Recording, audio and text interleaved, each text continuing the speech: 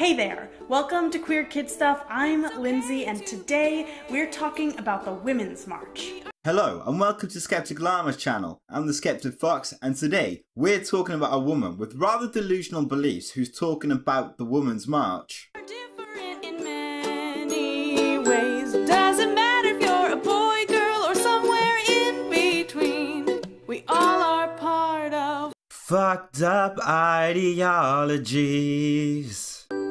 gaming's Faggots. Queer Kid Stuff. You are God, I love that song. On Friday, January 20th, 2017, Donald Trump was officially inaugurated as President of the United States. And since Trump's inauguration, he's done quite a lot of things. Some stuff I'm not really in favour of, such as the reinstatement of the New Mexico policy. Other stuff I'm very much in favour of, such as the scrapping of the TPP.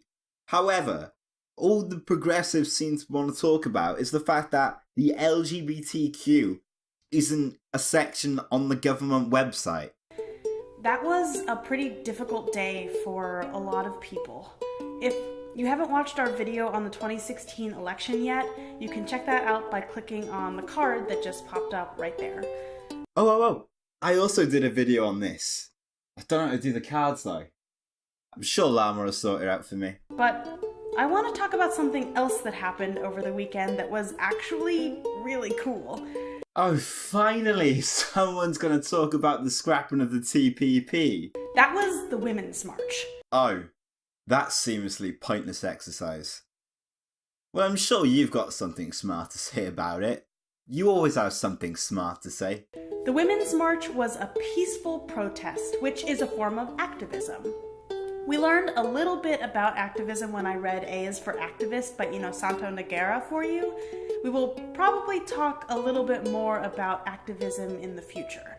Considering within the last year, a baby that got taken to a Black Lives Matter protest died as a result, and a toddler who went to an anti-fascista march the day before the Women's March got pepper sprayed in the eyes, maybe trying to encourage toddlers to get involved in activism isn't the safest move. I mean, for fuck's sake, you're meant to be an adult. Take some responsibility and actually think about what you're trying to encourage these kids to get involved in. But to put it simply, activism is about expressing how you want something to change. This channel is actually a form of activism because I wanted to change how kids like you learn about LGBTQ+ topics. Hang on, was that a sugar-coated confession to trying to indoctrinate these children?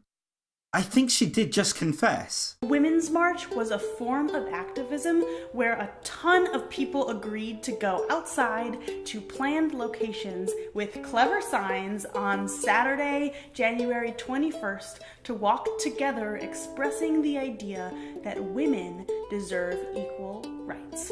Oh, so I take it you marched on places such as the Embassy of Saudi Arabia, or Pakistan, or the Democratic Republic of Congo.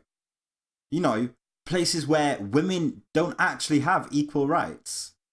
You might recognize that idea from when we talked about feminism. Which isn't synonymous with equal rights. In actual fact, feminism tends to preach one thing, but act in a completely different manner. The Women's March was a huge feminist event. It ended up being the biggest protest in American history. Take note, as well as feminism not actually being synonymous with equal rights, it's also not synonymous with women. I know plenty of women who have tried to distance themselves as far as possible from this Women's March. The main march was in the capital, Washington, D.C. Oh, so it wasn't actually directed at any place where you could argue feminism is actually needed.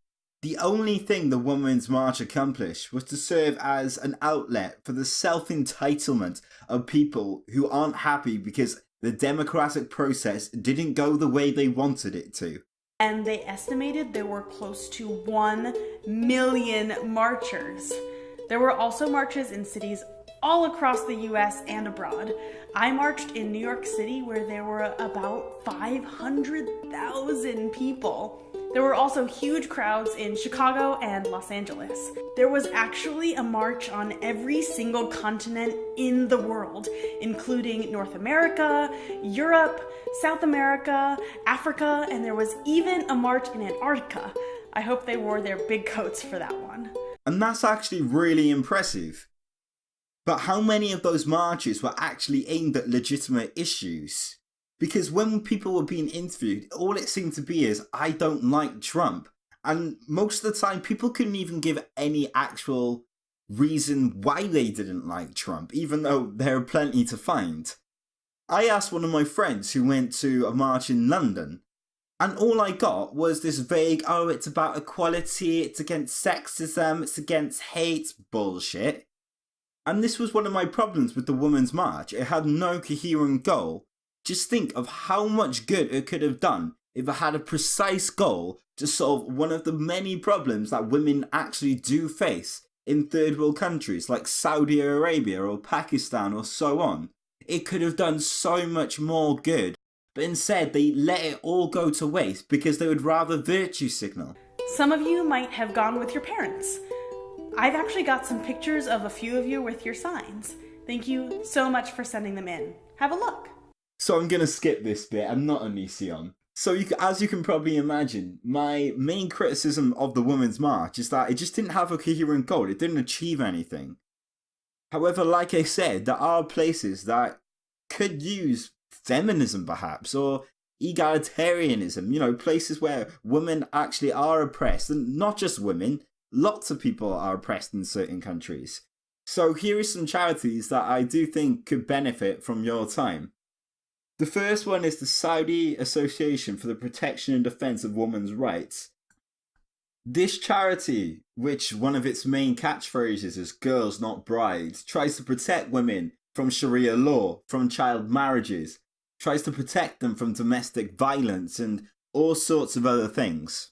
Another good organisation is the United World Schools Organisation, which aims to give free education to both boys and girls. The idea is that it builds schools. With the money it gets, it can provide textbooks. It can also teach one of its students to eventually become a teacher, so they can take over, and eventually then it basically builds a platform for the community to build upon. That is a great cause. You have then got an organisation called Safety, which is based in India. Its purpose is to protect women from domestic abuse, as well as one of its aims to try and change the rape laws, as at the moment there is a loophole and problems with the definition that allow people to get away with it. I'm sure all of you are aware of the argument between Christy Winters and Sargon of Akkad, in terms of Sargon making a sarcastic comment of, oh well, at least we're not hitting women without a reason now in India. Along those lines anyway. This organisation actually tries to help women in those situations rather than what Christy Winters does by just virtue signalling. I'll send the links to the website over to Skeptic Llama so he can put them in the description for you. And the Skeptic Fox, please, if you've got time, do check those charities out. They're all for a good cause. And hopefully I'll see you on my channel.